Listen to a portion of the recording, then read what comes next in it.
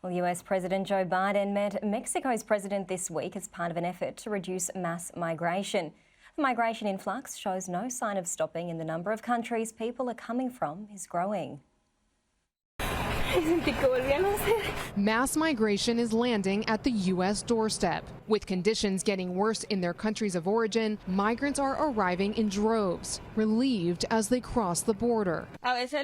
Sometimes the situation at home eliminates any possibilities, she says. In this part of the border, U.S. authorities arrest up to 1,000 migrants daily. The influx is an alarming trend, made even more difficult by the nationalities of the people crossing the border.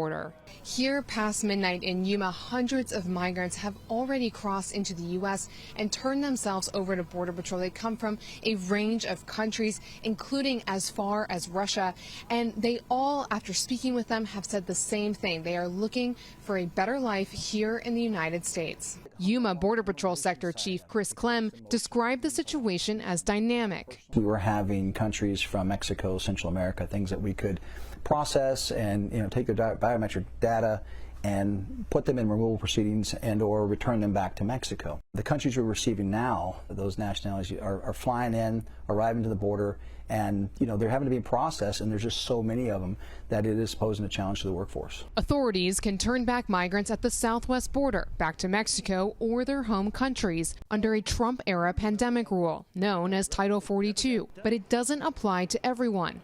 That, coupled with frosty relations with countries like Venezuela and Cuba, keeps the U.S. from removing certain people, meaning they might be released while going through immigration proceedings. With technology and resources, not only for our agents, but also for the overall mission in the form of surveillance systems.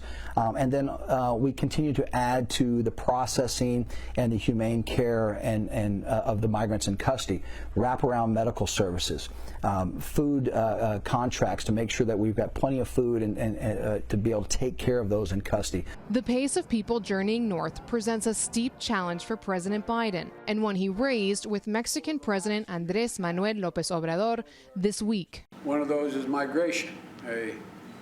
At historic levels throughout our hemisphere. Like us, Mexico has become a top destination of migrants. And here's what we're going to do to address it together. The U.S. has looked to countries further south for help, including Costa Rica, where many migrants travel through. An agreement between the two, obtained by CNN, outlines commitments to strengthen enforcement, exchange information on migrant flows, and stabilize host communities. But Biden continues to face political pressure from Republicans who say he's not doing enough. Arizona Governor Doug Ducey signed legislation to shore up funds for border security, and following the example set by Texas, has sent 25 buses with migrants to Washington, D.C. Even so, people continue to come, with hope of a new life on the horizon.